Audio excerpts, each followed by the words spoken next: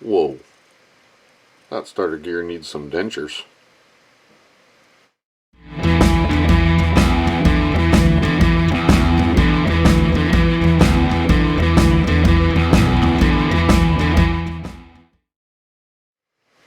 Hey guys, welcome to this quick little video here. Short time ago I was working on a riding mower and the starter gear was no good. It wasn't going to work. The starter spins, but the gear doesn't function the way it should for some unknown reason. Missing a bunch of teeth. I didn't have a new gear in stock, but I did have a good quality used starter. I put that on the machine and it's fine, and then I ordered in gears. So I just figured I'd make a quick video here of replacing that gear. It's actually not hard to do. If you've got a hammer and a nail, you can do it at home. Save you a bunch of money. These starters are not cheap.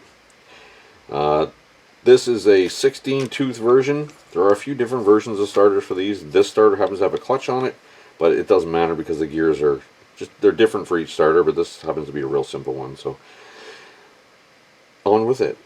Basically what you want to do is you want to be able to rotate this cover until you can see the roll pin. Grab yourself a punch or a nail. Make sure you grind the nail flat, because if you use a pointed nail it'll spread that roll pin and you won't get it out. So grab a hold of the side of the table there, your desk, or grab a hold of your phone because it's going to get bumpy. There you go. Just drive that roll pin straight out. The nose comes off. The gear comes off. This is a 16 tooth. Yeah, this is a 16 tooth. Here's the new one. There is an up and a down. This is the way it was on. You can see that come on, focus. The edges of the top. This is the side that fits face of the flywheel. That fits the starter motor.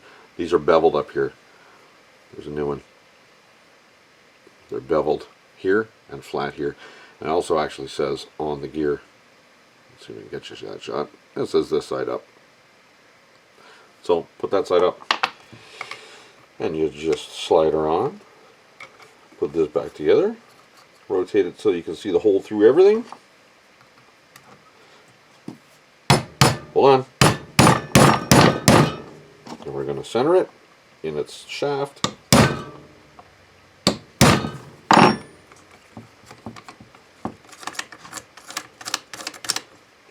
Look at that. It's rebuilt. That's it. That's all it needs. You're probably going to spend $4 on a gear, maybe. You just got to go to a place and order it. This is the Briggs and Stratton part number for this particular one. Come on, let's get some focus going here. Briggs and Stratton 280104. For this particular starter, that's the one we needed. Anyways, quick video. Midweek. We're going to release this probably on a Wednesday. But this starter is going to go in stock to use on the next lawn tractor that needs denture work. Thanks for joining me, guys. Don't forget to like, comment, and subscribe. Click that bell icon to notify you when I upload new videos. And until the next one, as always, take care.